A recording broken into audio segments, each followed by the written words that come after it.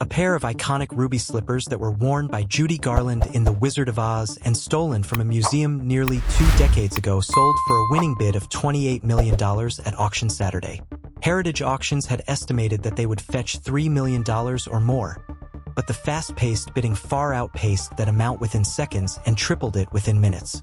A few bidders making offers by phone volleyed back and forth for 15 minutes as the price climbed to the final, eye-popping sum.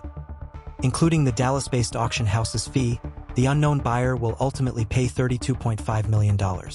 Online bidding, which opened last month, had stood at $1.55 million before live bidding began late Saturday afternoon.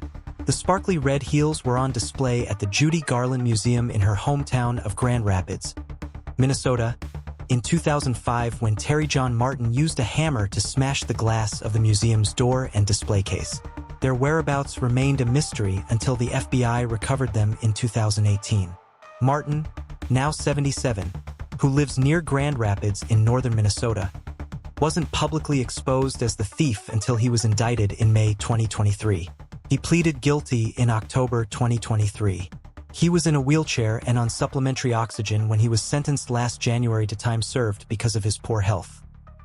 His attorney, Dane Deckery, explained ahead of sentencing that Martin, who had a long history of burglary and receiving stolen property, was attempting to pull off one last score after an old associate with connections to the mob told him the shoes had to be adorned with real jewels to justify their $1 million insured value. But a fence, a person who buys stolen goods, later told him the rubies were just glass, Deckery said. So Martin got rid of the slippers. The attorney didn't specify how. The alleged fence, Jerry Hal Saladerman, 77, of the Minneapolis suburb of Crystal, was indicted in March. He was also in a wheelchair and on oxygen when he made his first court appearance. He's scheduled to go on trial in January and hasn't entered a plea, though his attorney has said he's not guilty. The shoes were returned in February to memorabilia collector Michael Shaw, who had loaned them to the museum. They were one of several pairs that Garland wore during the filming, but only 4 pairs are known to have survived. In the movie, to return from Oz to Kansas, Dorothy had to click her heels 3 times and repeat, "There's no place like home."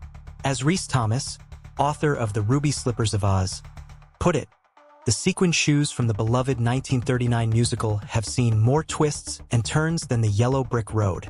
Over 800 people had been tracking the slippers, and the company's webpage for the auction had hit nearly 43,000 page views by Thursday, said Robert Wilinski, a vice president with the auction house.